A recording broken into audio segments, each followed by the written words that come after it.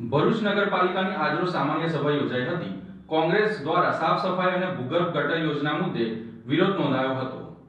ભરૂચ નગર સેવા સદનની સામાન્ય સભા પ્રમુખ વિભૂતિ યાદવના અધ્યક્ષસ્થાને યોજાઈ હતી। બેઠક દરમિયાન એજન્ડા પર 28 કામો તેમજ પ્રમુખ સ્થાનેથી રજૂ કરાયેલ 5 કામોને મળીને કુલ 33 વિકાસલક્ષી કામોને મંજૂરી આપવામાં આવી હતી। સામાન્ય સભા દરમિયાન શહેરમાં વધતી ગંદકી અને સફાઈ વ્યવસ્થાના મુદ્દે વિપક્ષ કોંગ્રેસને વિરોધ નોંધાવ્યો હતો। વિપક્ષના નેતા શમશાદ સૈયદ અલીએ જણાવ્યું હતું કે શહેરમાં ડોર ટુ ડોર કચરા સંકલન સેવા સંપૂર્ણપણે નિષ્ફળ ગઈ છે।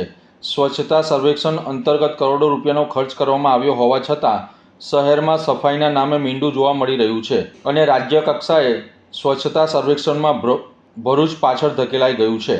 જ્યારે કોંગ્રેસના સભ્ય હેમેન્દ્ર કોઠીવાલાએ ભૂગર્ભ ગટર યોજનાનો મુદ્દો ઉઠાવતા જણાવ્યું હતું કે આ યોજનાને 10 વર્ષ પૂર્ણ થઈ ગયા હોવા છતાં નગરપાલિકાએ જનતાને આપેલા વાયદાઓ હજી સુધી પૂર્ણ કર્યા નથી। વિપક્ષના આ આરોપોની જવાબ આપતા ભરૂચ નગરપાલિકા સેવા સદનના પ્રમુખ દ્વારા જણાવવામાં આવ્યું હતું કે ભરૂચ શહેરની ચારે તરફ ઝડપી વિકાસ થઈ રહ્યો છે, જેને જોઈને કોંગ્રેસ બોખલાઈ ગઈ છે અને તેથી જ સામાન્ય સભામાં ધમપછાડા કરી રહી છે।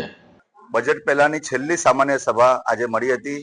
તેમાં ખાસ કરીને ભરૂચ શહેરના અંદર જે રીતે ડોર ટુ ડોરની સર્વિસ છે એ કહી શકાય કે જે એના વર્ક ઓર્ડર પ્રમાણે 30 દિવસની સર્વિસ હોય છે કચરો લેવાની, એ 27 લાખ રૂપિયા નગરપાલિકા દર મહિને ચૂકવે છે। તે છતાં પણ ડોર ટુ ડોર દરેક વિસ્તારના અંદર બિલકુલ નિષ્ફળ છે। 2-3 દાડાના આશરે વિસ્તારોના અંદર કચરો લેવા જાય છે અને સાથે સાથે જે રીતે સ્પોટના ઉપરથી કચરાની જે કચરા ભરવાની કામગીરી પણ એ ડોર ટુ ડોરની છે, એ કામગીરી પણ ડોર ટુ ડોરના કોન્ટ્રાક્ટર દ્વારા કરવામાં આવતી નથી।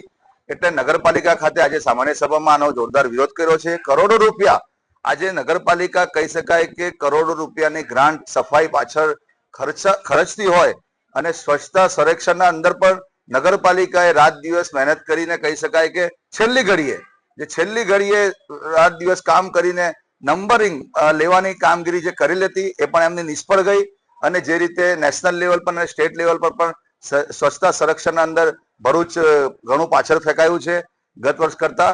એવી જ રીતે ભરૂચના અંદર જે બીજી સમસ્યાઓ છે એ સમસ્યાનો ઉપર પણ આજે નગરપાલિકાની સામાન્ય સભામાં ચર્ચા કરી છે। બાયપાસ વિસ્તારના અંદર જે રીતે ડિવાઈડરના વચ્ચેના જે સ્ટ્રીટ લાઇટના પોલ તૂટી ગયા છે તે પણ અમારા સાથી સભ્યોએ એની પણ વિરોધ કરીને રજૂઆત કરેલી છે કે તાત્કાલિક એને નાખવામાં આવે સ્ટ્રીટ લાઇટના પોલો। એની સાથે સાથે જે ભરૂચ નગરપાલિકાની આજની સામાન્ય સભામાં વિવિધ મુદ્દાઓ પર ચર્ચા થઈ હતી।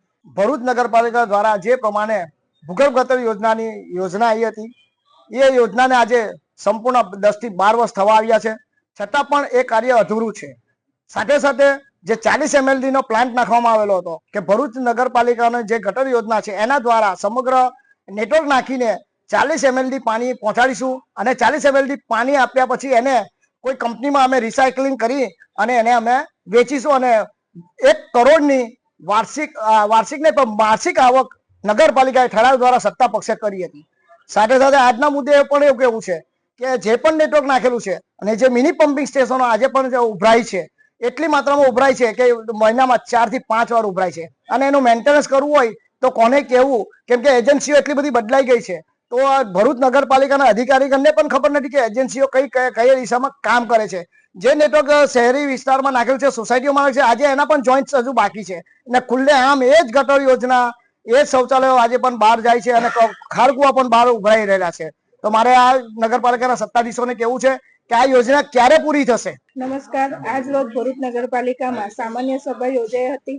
એજન્ડામાં 28 મુદ્દા હતા અને 5 મુદ્દા અધ્યક્ષસ્થાનના હતા। ભરૂચના વિકાસના કામોની અનેક રીતે ચર્ચા થઈ છે અને આવનાર દિવસોમાં ભરૂચને હજુ વિકાસશીલ અને વિકસિત ભરૂચ બનાવીશું એ અમારી જવાબદારી છે।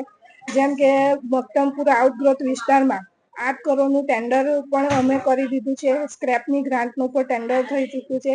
એ ટેન્ડરો ખુલે એટલે તરત જ અમે ભરૂચ શહેરમાં કામોનો શરૂઆત કરીશું।